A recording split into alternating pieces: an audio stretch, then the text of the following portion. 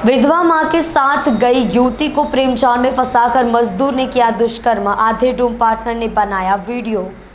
सूरत के भाटेना की एक फैक्ट्री में कारीगरों के लिए खाना बनाने वाली विधवा की 14 साल की बेटी को 21 साल के कारीगर ने प्रेम जाल में फांसा और लड़की को फैक्ट्री में लाया और अधेड़ उम्र के रूम पार्टनर ने उसका यौन उत्पीड़न किया, अश्लील वीडियो बनाया। हालांकि अधेड़ ने वीडियो को तरुणी की मौसी को दिखाने और वायरल करने की धमकी दी। मामला सलाबतपुरा थाने पहुंचा है। पुलिस ने दोनों आरोपी को गिरफ्तार किया है।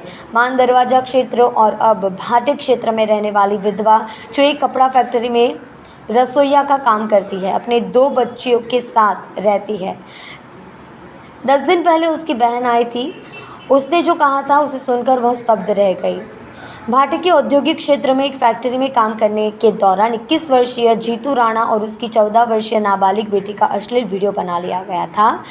ये वीडियो जीतू राणा के अधेड़ रूम पार्टनर पप्पू चौधरी ने मोबाइल फ़ोन का बताया जा रहा है। पप्पू ने ये वीडियो बनाया और नाबालिग की चाची को दिखाया। मामला गंभीर होने पर लड़की ने अपनी 14 वर्षीय बेटी से पूछताछ की। तरुणी ने कहा कि जीतू राणा ने उसे करीब 1 साल तक प्यार के जाल में फंसाया था।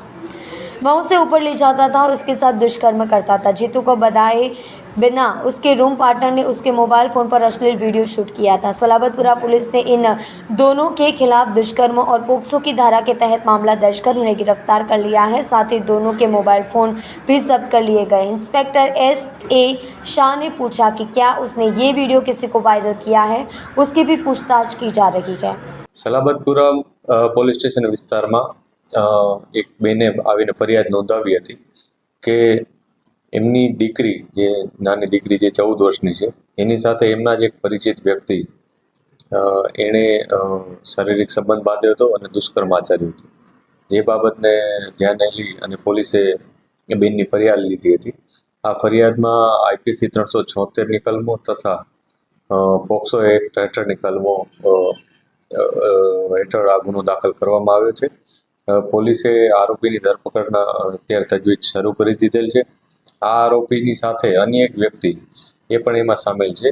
એ વ્યક્તિનો રોલ એ પ્રમાણે હતો કે એણે આ લોકોનું જ્યારે આ જે આરોપી દુષ્કર્મ આચરતો હતો તે વખતનો વિડીયો એણે ઉતારી લીધો હતો અને આ વિડીયો ઉતાર્યા બાદ આરોપી એનો મિત્ર હોવાથી તેણે આ જે ફરિયાદી બેન છે એને ધમકી પણ આપી હતી કે એ જો કોઈ પોલીસમાં ફરિયાદ કરશે તો પોતે આ વિડીયો સોશિયલ મીડિયામાં વાયરલ કરી દેશે। આ પ્રકારની એક ધમકી આપી હતી।